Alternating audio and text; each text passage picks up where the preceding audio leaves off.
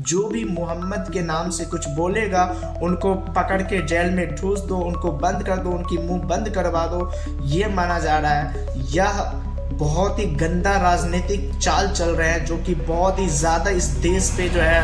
असर पड़ने वाला है कि यार बेटी बचाना जो है ना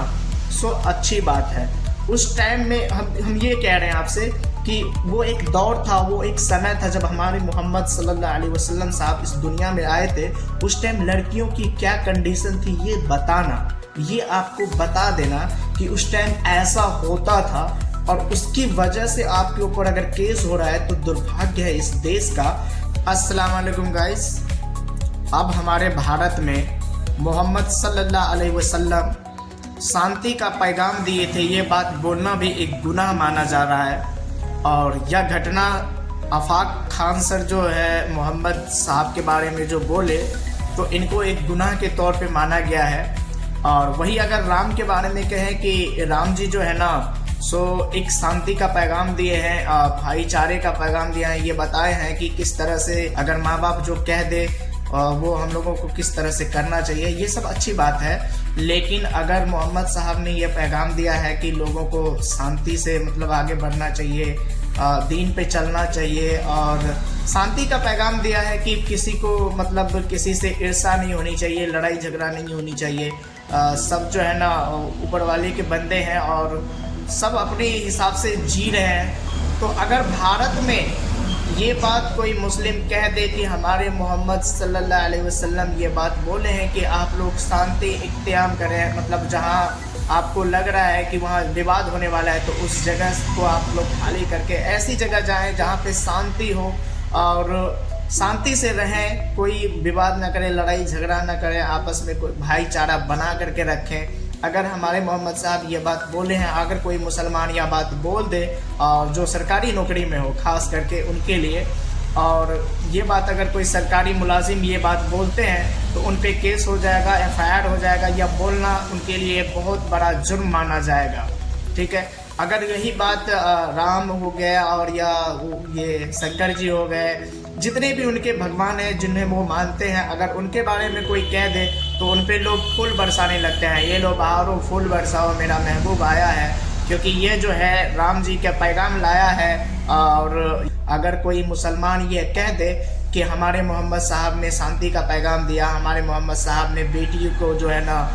उस टाइम पे लोग क्या करते थे, दहेज की वजह से जला देते थे, दफना देते थे, तो ये सब चीज़ रोका है। उन्होंने कहा है कि आदमी को शांति से रहना चाहिए, उन्होंने अमन व सुकून कायम करने के लिए कहा है कि नमाज पढ़ो, नमाज से तुम्हारी जो है ना रूह जो है ना वो दुरुस्त रहेगी, तुम्हारे अंदर की बुराइयां दूर होगी, तुम शराब मत पियो, शराब पीने के बाद तुम्हारे सोचने और समझने की क्षमता ख़त्म हो जाती है, जिसकी वजह से तुम मतलब गलत गुनाह करते हो। तो यह सब बात बोलना अब हमारे हिंदुस्तान में यानी कि हमारे भारत में यह सब जुर्म माना जा रहा है। जो भी मोहम्मद के नाम से कुछ बोलेगा उनको पकड़ के जेल में ठूस दो, उनको बंद कर दो, उनकी मुंह बंद करवा दो, ये माना जा रहा है। यह बहुत ही गंदा राजनीतिक चाल चल रहा है जो कि बहुत ही ज़्यादा इस देश पे जो है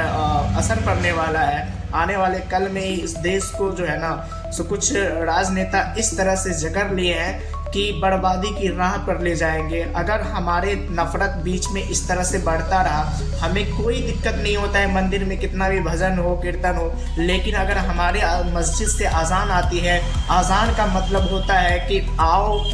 कुछ पल के लिए आओ और अपने खुदा से जुड़ जाओ ताकि तुम उनकी इबादत कर सको और तुम्हारे अंदर जो बुराइयां हैं उसे दूर हो जाए और तुम अच्छे से आदमी से मिल सको,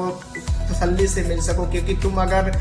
जहाँ भी जो भी धर्म स्थल होता है ना वहाँ पर जा करके एक बार जा करके देखना वहाँ कितनी सुकून और शांति होती है। तो मस्जिद में भी वही सुकून और शांति होती है। वहाँ पे हम लोगों को ना